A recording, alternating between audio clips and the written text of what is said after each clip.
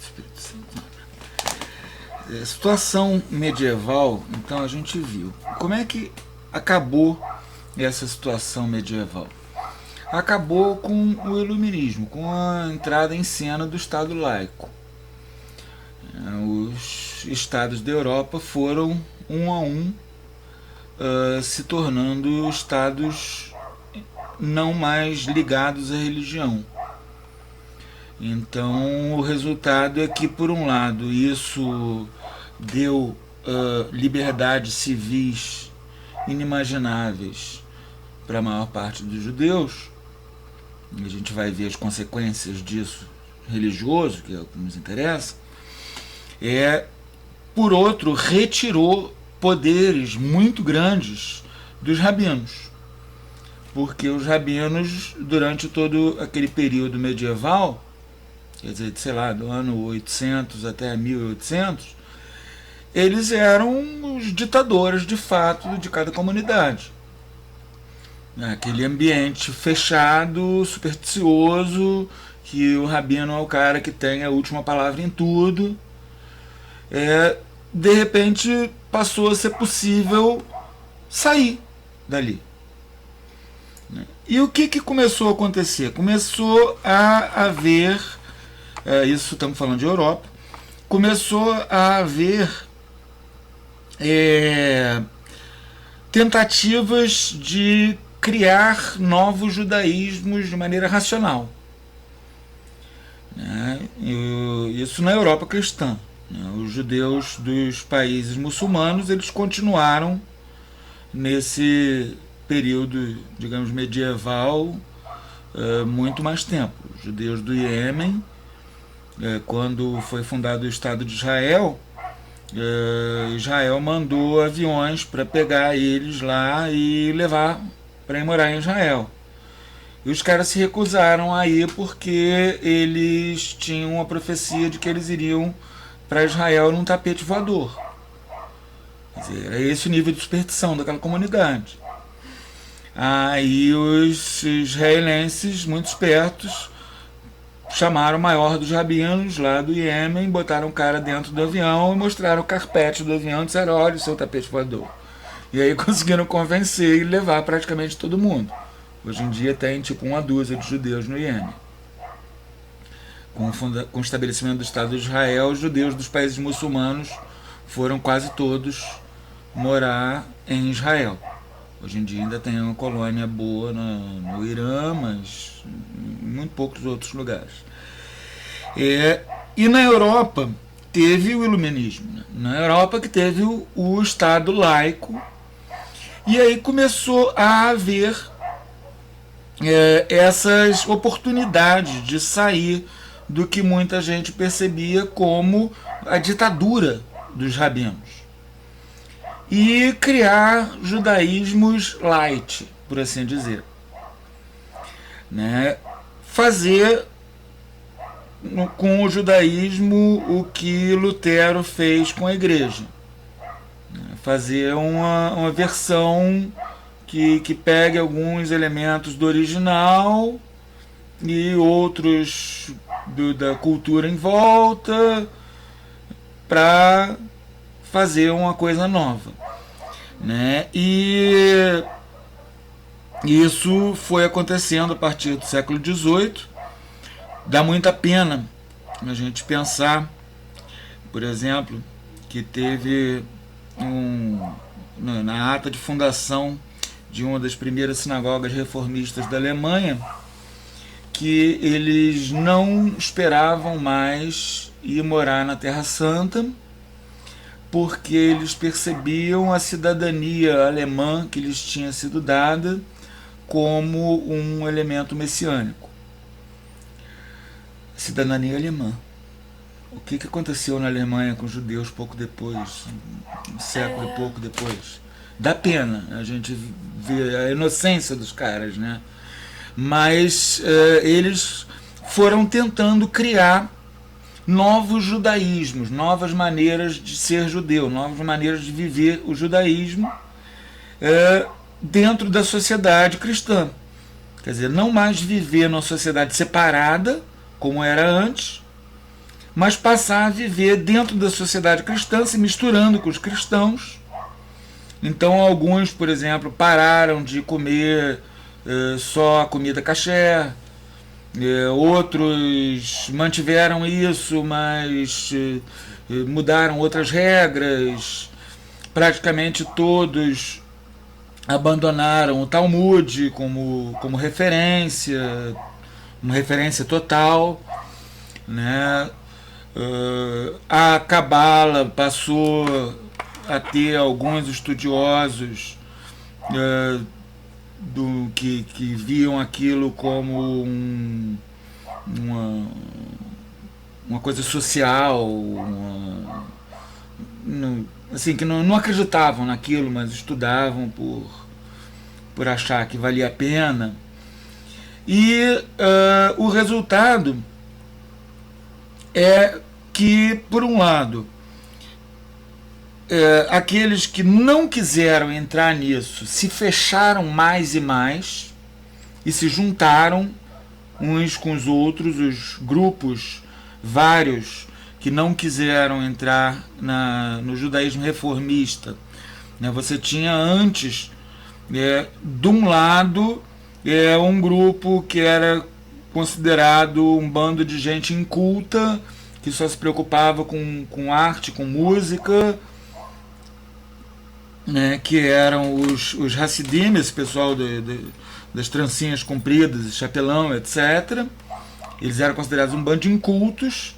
E os ortodoxos mesmo, eles acabaram se juntando taticamente, ainda que você tenha hoje em dia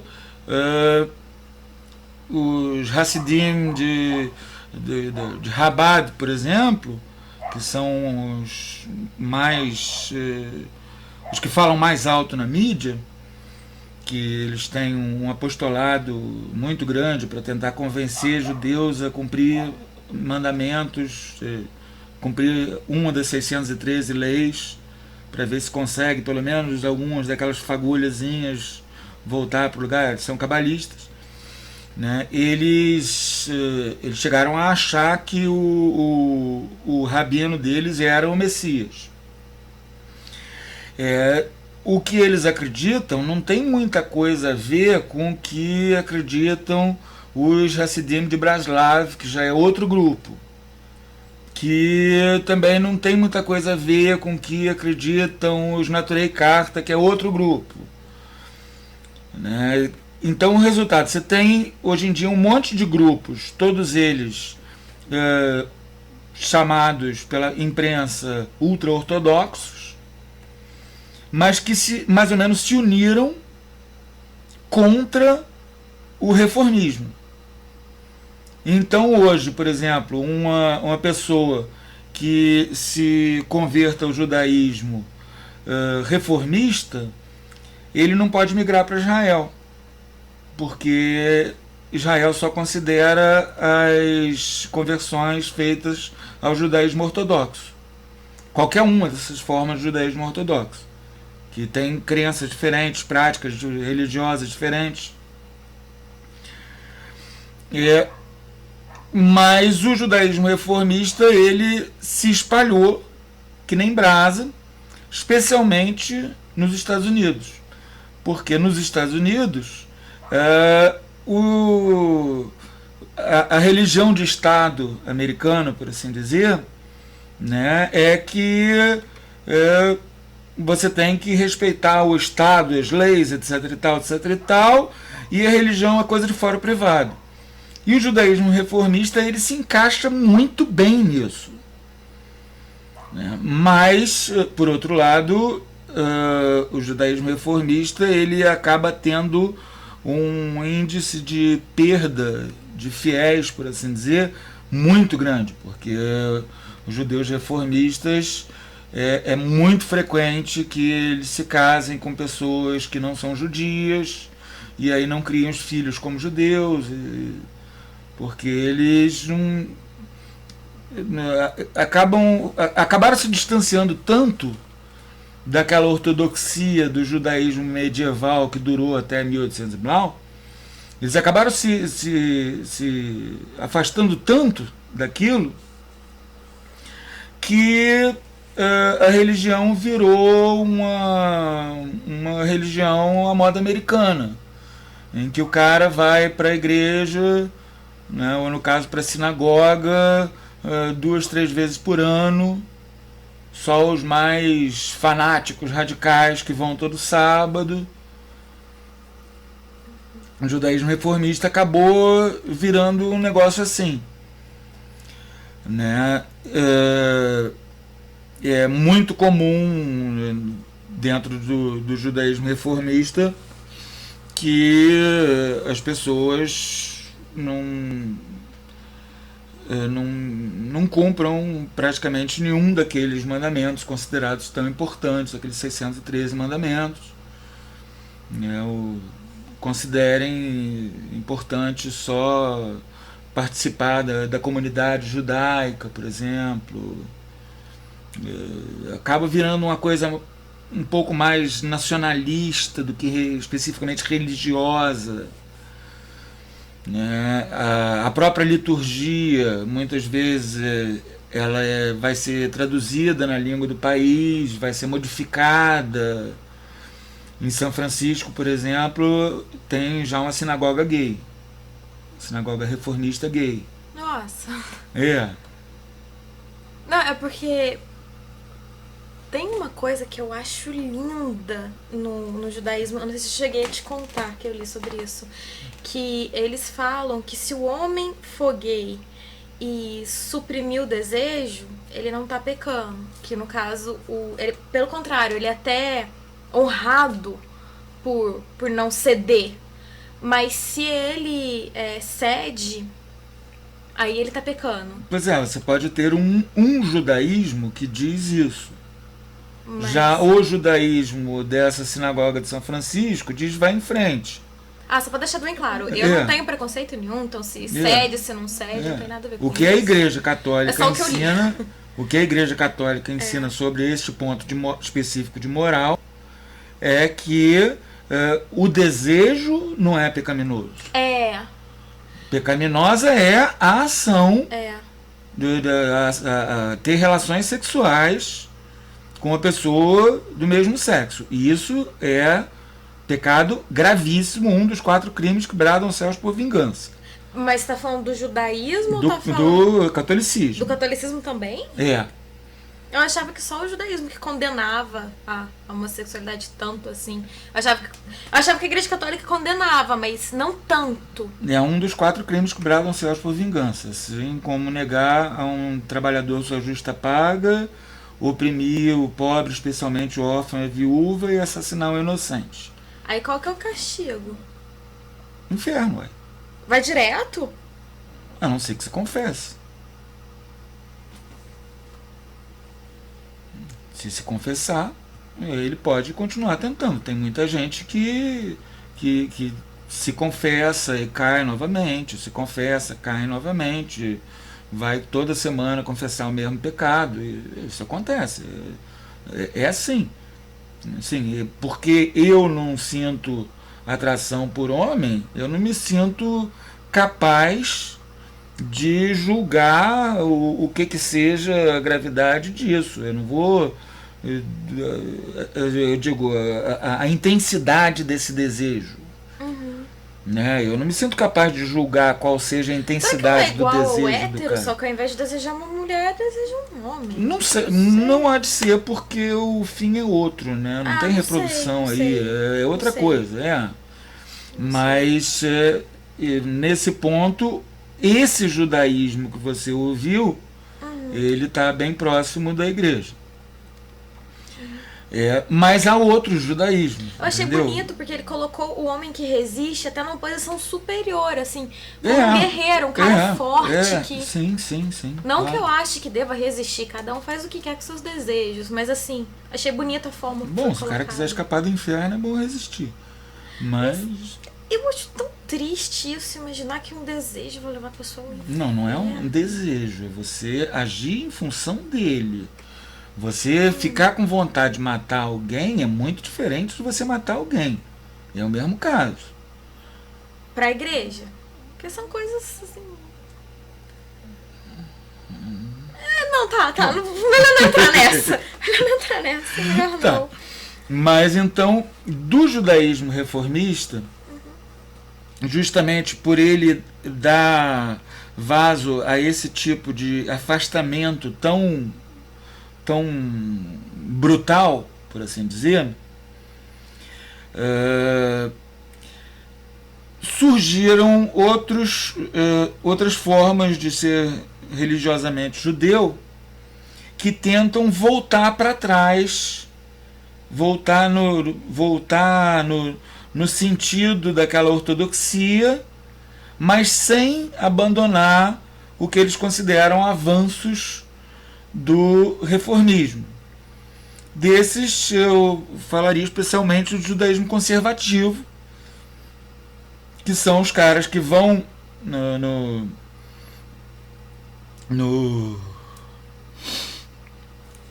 nos estudos deles, eles vão estudar o Talmud todo, eles vão estudar aquilo todo, só que eles vão escolher o que eles consideram que ainda é adequado, o que eles consideram que ficou antiquado, né? É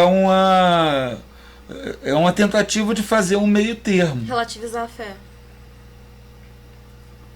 Eu vejo como eu vejo, na verdade, ambas as formas como a pessoa se botar no lugar de Deus, né? E dizer assim, são 10 mandamentos ou são 10 sugestões, né? O cara pegar e começar a escolher o que ele vai cumprir, o que ele não vai cumprir. Essa é a minha grande questão com fé e com religião. Por quê? Porque você sabe que eu leio muito sobre tudo, né? Já li sobre várias religiões, estudei várias coisas, buscando alguma que eu me encaixe. E sempre tem uma que eu não concordo, alguma coisa, por mínima que seja, eu penso, não vou seguir. Mas aí eu penso, se eu não seguir, eu tô sendo hipócrita. Se eu tô nessa religião, eu tenho que seguir tudo. Aí eu não vou seguir tudo, eu falo, então, né? Olha, eu pessoalmente, só para falar um pequeno detalhe da minha vida pessoal, mas eu briguei muito, porque eu não queria ser católico. Eu procurava tudo quanto é material, isso antes de existir internet, essas coisas, eu procurava tudo quanto é material que tivesse imprimatur da igreja para ler, procurando uma coisa assim, para me tirar dali. Perdi. Não consegui. Deus me deu a graça da fé e eu queria ter isso. Eu queria ter uma religião que eu acreditasse 100%, que eu ficasse lá. Porque aqui, por exemplo, eu tô tentando me encontrar aqui. Mas da mesma forma eu já tentei isso no budismo, já tentei no espiritismo, já tentei na igreja, já tentei em tudo. Já tentei no judaísmo. Agora aqui a gente tem uma grande vantagem. Você vive dentro de uma sociedade católica.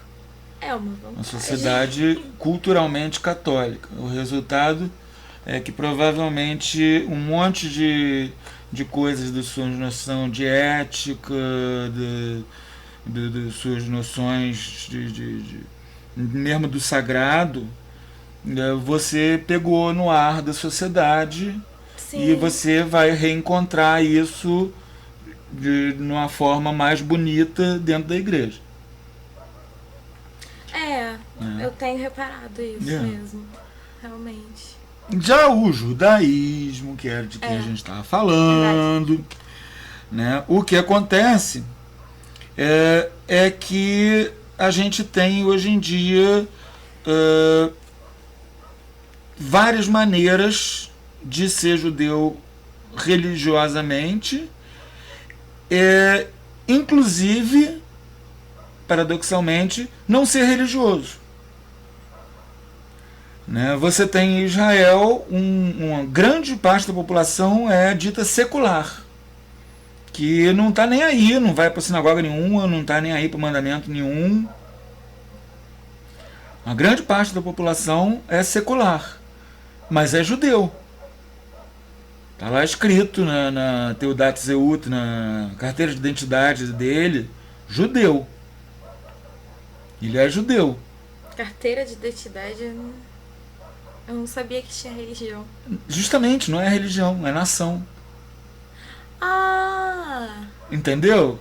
Esse Sim. é o grande barato. Entendi. Esse é o grande barato. Entendi. Quer dizer, o cara, hoje, Nossa. ele vai ser judeu nacionalmente, como membro de uma nação. Não judeu como membro de uma religião. Entendi. Né? Isso é uma mudança brutal, radical. Porque isso já existia.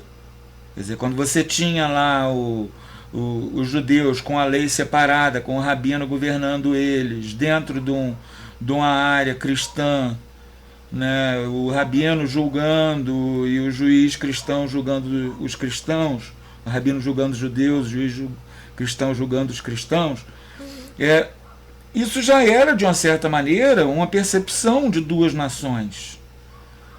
Né? Mas era a percepção de duas nações a partir de um ponto de vista estritamente religioso. Já hoje você tem o judeu secular, quer dizer, que é o judeu nacional, mas que não é religioso. E, inclusive,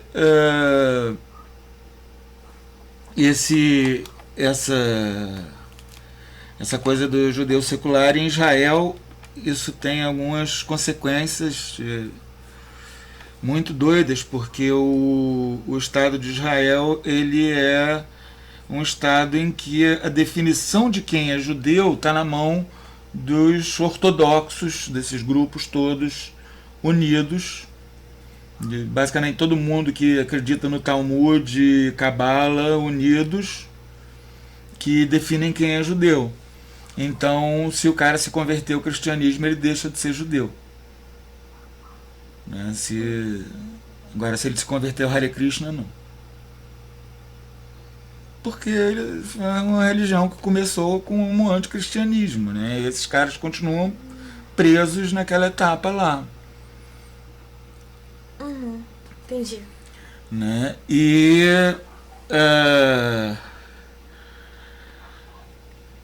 houve também, graças a Deus, isso acho que hoje em dia é uma coisa rara, quer dizer, ainda existe quem pense assim, mas são poucos, graças a Deus.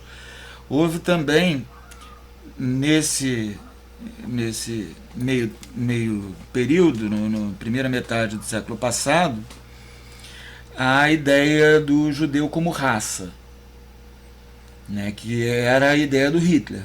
É por isso que, para os nazistas, a Santa Edith Stein, é uma judia que se converteu, Santa Teresa Benedita da Cruz, também conhecida, se converteu, se tornou carmelita,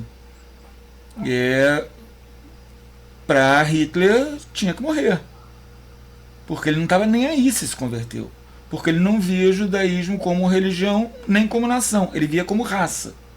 Mas ele era judeu. Hitler não, Himmler era.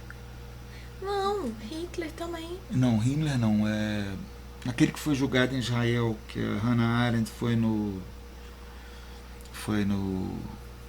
em coisa dele. Hitler não era, não. Hitler era filho de dois alemães, daqueles bem broncos. Nossa, eu li tanto que ele era judeu. Mas há um monte de ideias que ele teria pego sífilis com a prostituta judia, e um monte de teorias para por que ele detestava tanto judeu. Mas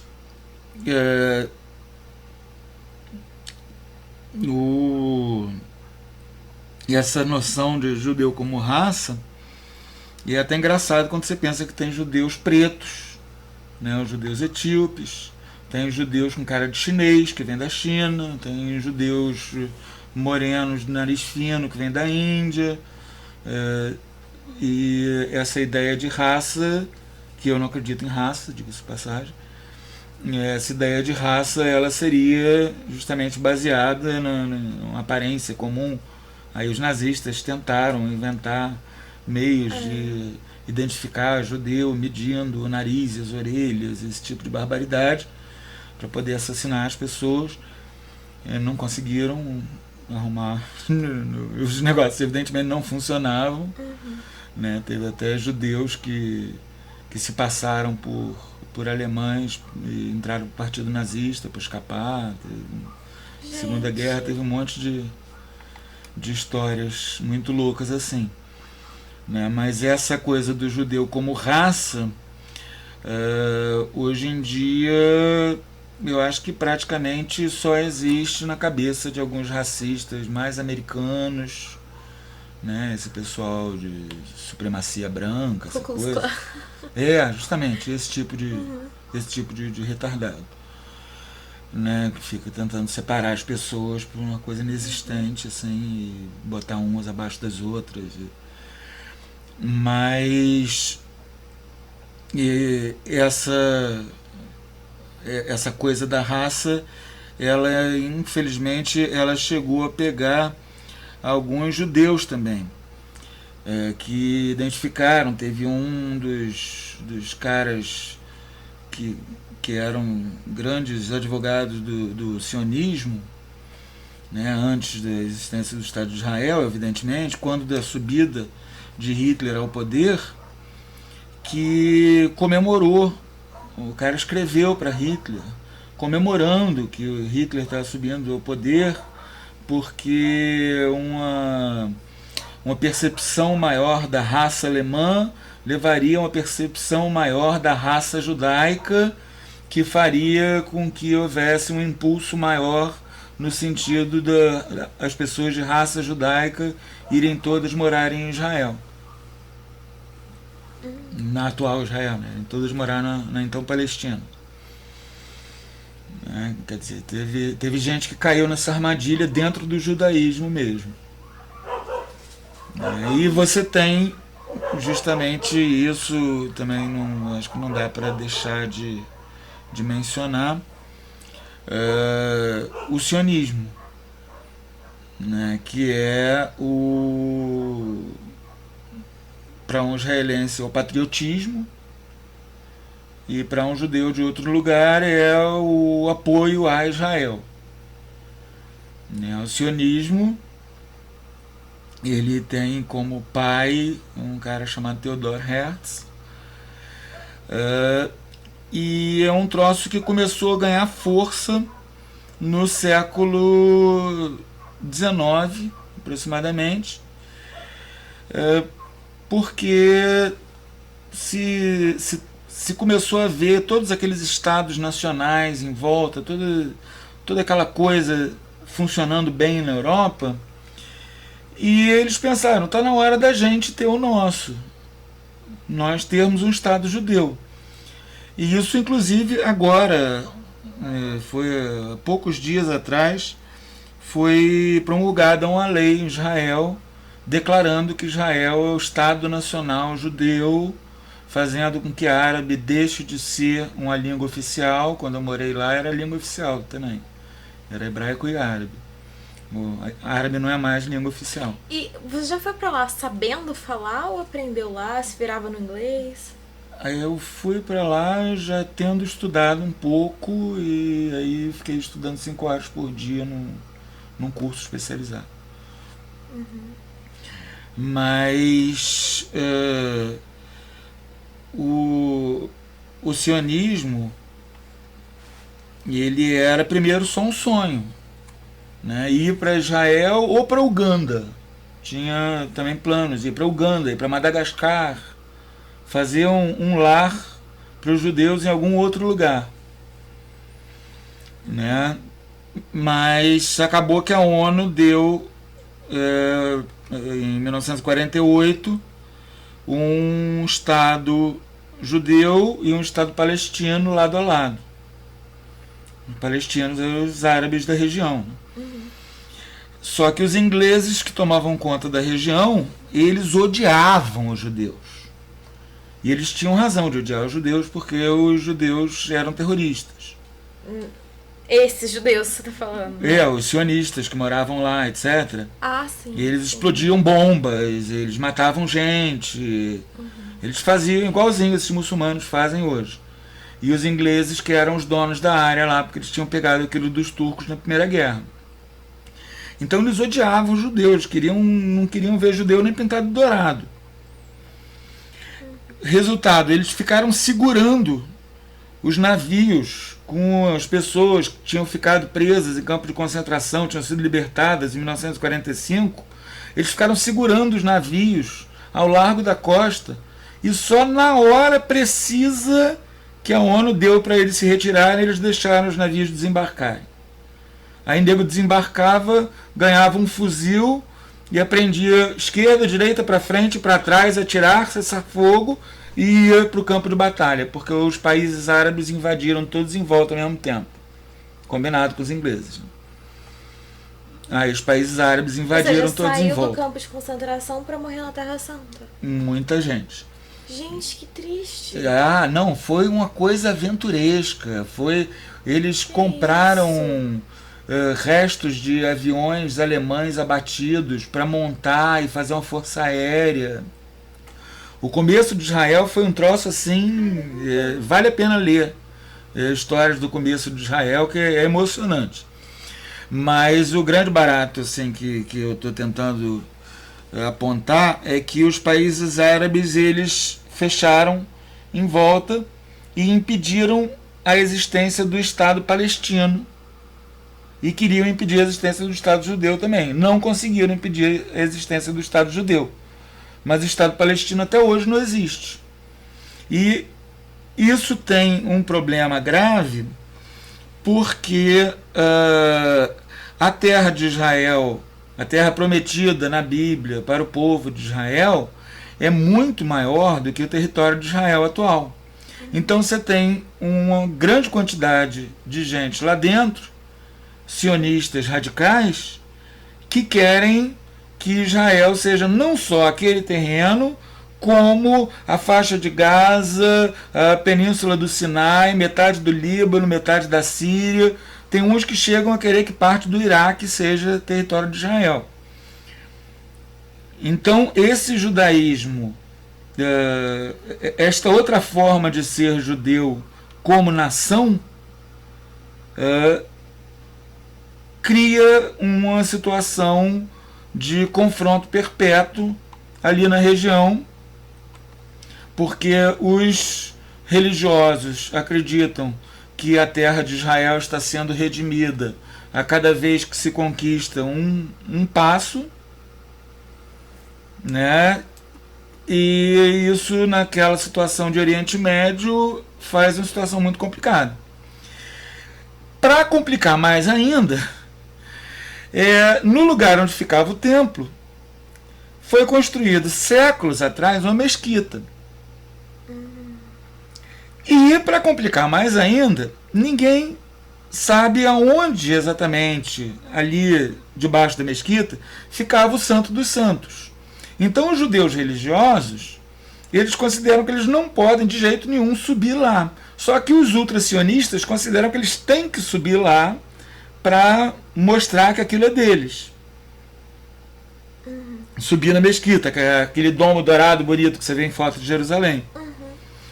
E tem até um grupo que tem tudo já preparado, está só esperando conseguir uma novilha vermelha perfeita, como está no livro dos Números, que não tenha 3 pelos de outra cor, sem um bernezinho, sem uma doença, sem nada, para sacrificar ela de acordo com as regras que estão lá, e aí purificar um grupo de soldados e entrar lá na mesquita, matar tudo quanto é muçulmano que tiver lá e começar a sacrificar boi, pomba, etc. no templo de novo.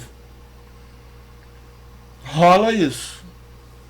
Eu tenho até uma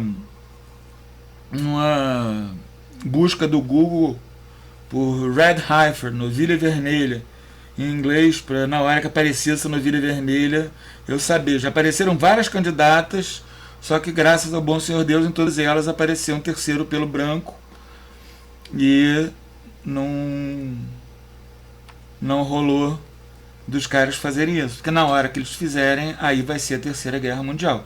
Enquanto isso, os judeus reformistas estão na deles, comendo misto quente no sábado.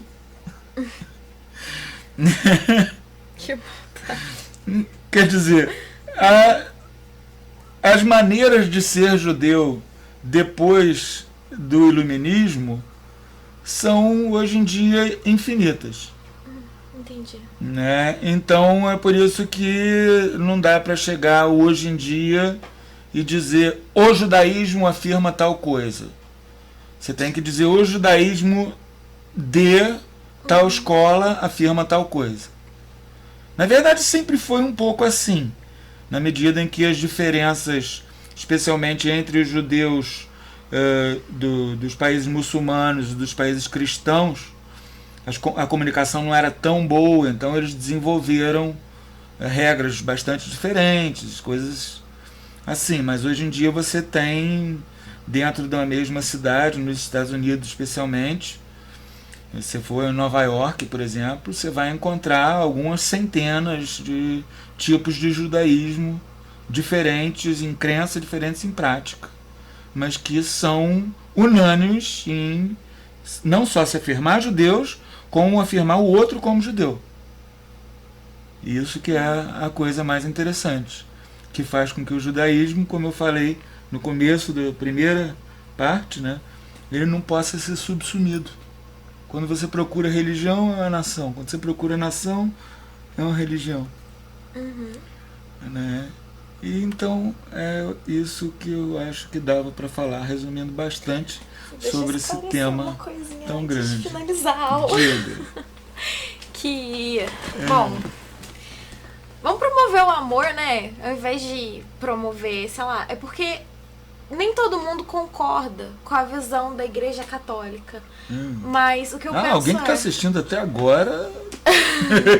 Não, o que eu quero dizer é, o fato de você pensar diferente não vai desmerecer a outra pessoa. Então, assim, o que eu tô querendo dizer é, quando eu busco outra religião, como eu tô fazendo agora, eu tô de peito aberto. Não é com tudo que eu concordo, mas eu tô disposta a ouvir com respeito, entendeu? E que as outras pessoas também tenham isso, se discordar, ao invés de atacar, de querer brigar, falar, olha, eu penso assim, vamos conversar sobre, tá? Nem tentar te mudar a sua opinião, porque não vai, sua opinião tá formada. Mas assim... não, eu adoro mudar de opinião. Mudar de opinião é se enriquecer. Sim, sim. Mudar de opinião é se enriquecer, é a gente aprender. Mas também é chato aquela pessoa querer te forçar a pensar daquele jeitinho, entrar na caixinha dela. Ninguém consegue forçar uma pessoa a pensar de outro jeito. Até no máximo você consegue chatear uma pessoa. Não, o que eu tô falando assim, quem pensa diferente, vamos respeitar, vamos manter o amor entre as religiões. Por exemplo, agora eu tô buscando o catolicismo, mas eu respeito igualmente o espírita, o macumbeiro, né, digamos assim. Qual que é o termo certo? Não sei o nome certo da religião. Justamente. Respeito não todo tem o mundo. nome certo. O universo religioso, ele é um universo, em última instância, da busca de Deus. Então as religiões naturais, quer dizer, as religiões que é só o que pessoas bem intencionadas bolaram, como o candomblé, como o hinduísmo, como o budismo, são coisas que pessoas bem intencionadas bolaram. São religiões naturais. Elas estão em busca de Deus. Se você quiser ler o que a igreja tem a dizer sobre isso, vale a pena ler. É um documento chamado Nostra Aetate. Se escreve Nostra Aetate. Você acha no Google, é uma leitura de 5, 10 minutos. Você acha na página do Vaticano, né?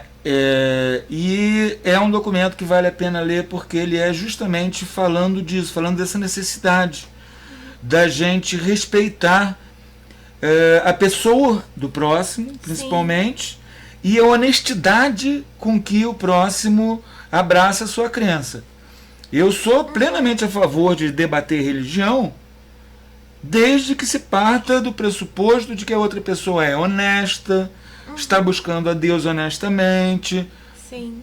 está buscando bem, né? Esse negócio de pegar e coisas que infelizmente a gente vê acontecer de gente, sei lá, tacar fogo em terreiro de umbanda, Uma coisa falta assim. de respeito, É uma barbaridade. É, uma barbaridade. Uma falta de respeito, uma barbaridade. Por assim, se eu não concordo, se eu acho aquilo errado, simples, eu não faço aquilo, pronto. Agora isso não me dá o direito de tacar fogo, de bater, de agredir, de humilhar, de falar que eu sou melhor, de me achar melhor. Certamente. Até porque a gente só vai saber quem tá certo depois que a gente estiver morto. Aí que a gente vai comprovar se é o catolicismo, se é o espiritismo. Enquanto a gente tá vivo, a gente só tem a nossa Quanto a isso, fé. a gente tem bastante milagre para provar o catolicismo. Então, mas tem gente que fala que milagres podem até ser coisa da nossa mente, ué. Ah, não, milagre de verdade. Se for ver os milagres de Lourdes, eles têm uma equipe de médicos lá só para conferir, para confirmar que aquilo era completamente impossível. Gostei disso. Vou pesquisar. Vai, se quiser, depois eu te empresto. Depois que você me devolver os livros que você está comigo, eu te empresto um livro só sobre milagres de Lourdes. Essa semana. Tá bom. Na próxima eu devolvo. Então, até mais, galera.